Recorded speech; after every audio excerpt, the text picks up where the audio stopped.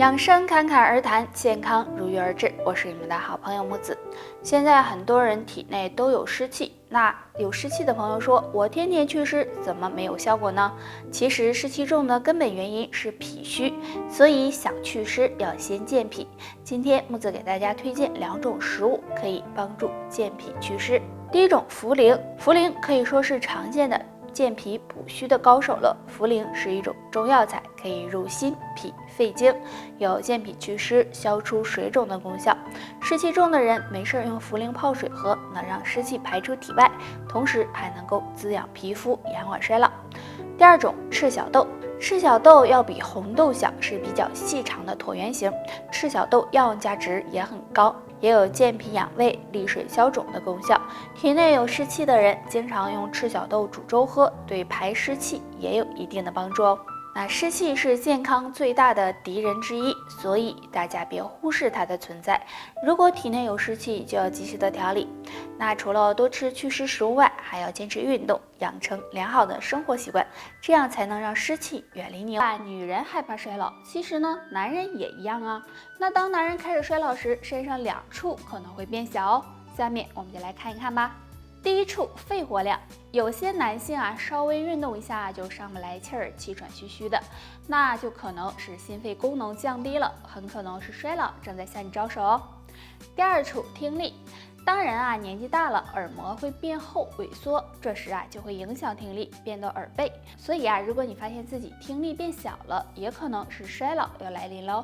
那平时该如何延缓衰老呢？不妨做好2件事。多锻炼，男性朋友平时勤快一点，加强锻炼，少偷懒，这样每天坚持能够帮助增强体质，延缓衰老。多喝水，如果身体缺水，会影响身体的排毒和代谢，容易加速人衰老，所以要养成每天多喝水的习惯，这样对延缓衰老有帮助，或能让你比别人老得慢一些哦。男人都比较拼，所以大多时候就忽略了健康问题。那今天就来给大家说说，男人身上有2个地方可能越小越健康哦。第一个是脖子，我们脖子这里有淋巴系统、呼吸道、甲状腺等。那正常脖子粗不应该超过38厘米，若你正常脖子还比较小，说明身体比较健康。第二个是腰围，男性朋友腰围太粗要小心内脏脂肪太多了，这样不利于身体的健康。所以如果你腰围越小，说明脂肪越少，身体相对也更健康一些，对延长寿命有帮助哦。那上面的这2个特征，如果你都有的话，恭喜长寿或许更喜欢你。如果你占了1个，也值得。男性朋友如果想要养肾，平时上班呢还没有时间，那不妨抽出10分钟时间，常做一个动作，对肾脏有很大帮助哦。那下面来给大家演示一下。首先，我们自然站立，2脚分开，与肩同宽，眼睛目视前方，2手自然下垂，食指张开，手掌贴在裤子上，然后抬起脚后跟，坚持5秒，脚后跟落下，同时膝盖弯曲下蹲，这时双手虎口对着脚踝。在快接近地面的时候，双手握拳像抓东西一样，然后慢慢的站起来。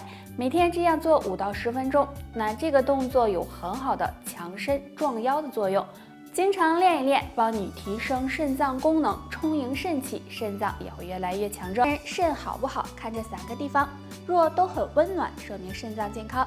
第一个地方，腰部。大家都应该知道，肾在我们腰的2侧。如果肾脏非常好的话，那么腰部也会是非常温暖的。如果腰部发凉，有腰酸背痛的情况，那就要好好的养肾了。第2个地方，手脚。男人手脚冰凉，很可能是肾气不足引起的。但如果1年4季你的手脚都非常温暖的话，这也是肾脏好的一种表现哦。第3个地方，膝盖。除了上面这2个地方，还可以摸一下自己的膝盖。如果膝盖温暖，说明体内阳气充足，肾脏也是比较健康的。那上面的这3个特点，如果你都具备的话，那就恭喜了，说明肾脏还不错。水是生命之源，我们身体呢是离不开水的滋养的，那肾脏也是如此，所以多喝水对身体是有好处的。但是男性朋友如果想要肾脏健康，3种水尽量不要喝，可能会伤害肾脏。第1种，浓茶。很多男性喜欢喝茶，喝茶呢也是一件很好的事情，但是有些人喜欢喝浓茶。因为茶中含有很多茶碱，时间长了容易刺激肾脏功能，对心脏健康也不利。第二种，碳酸饮料。碳酸饮料中含有的化学物质和糖分呢都比较多，如果总是喝碳酸饮料，可能会影响人体对水分的吸收，给肾脏增加负担，对肾脏健康也不利。第三种，啤酒。男人喝酒是常事，但长时间饮酒会影响肾脏对尿酸的排泄，给肾脏增加负担，也会给肾脏带来损伤。男人都想自己能魅力十足，更有男人味儿，那前提是应该有足够的雄激素。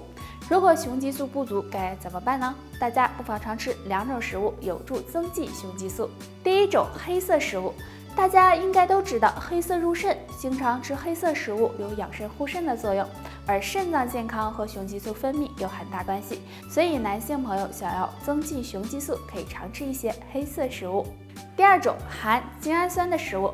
精氨酸是一种条件必需氨基酸，可以帮助体内精子形成，促进雄激素分泌。生活中我们常吃的鳝鱼、紫菜、豌豆、鸡肉等都含有丰富的精氨酸，那男性朋友多吃一些，能让你更有男人味儿，更有魅力哦。很多人上了年纪后呢，会感觉自己脑子不好使了，记性也变差了，还经常头晕头痛。其实这可能是脑供血不足，那该怎么预防和缓解呢？今天木子就教大家一个小动作，很简单，每天坚持做一做，对预防脑供血不足有帮助哦。伸出我们的双手，五指张开弯曲，然后用指腹从我们的前额开始，慢慢的按摩到头顶，再到脑后，这样反复的按摩，每次按摩5到10分钟。这样按摩头部可以改善大脑血液循环，减少脑部缺血，对改善脑供血不足有很好的效果。而且对脑供血不足引起的头晕失眠记忆力减退都有帮助。在生活工作之余，很多人会出现头晕乏力的情况，其实这可能是脑供血不足引起的，大家不要忽视了。如果长时间脑供血不足会给身体造成伤害，那今天要教大家的就是改善脑供血不足的方法。大家可以经常给身体进行一下拉伸。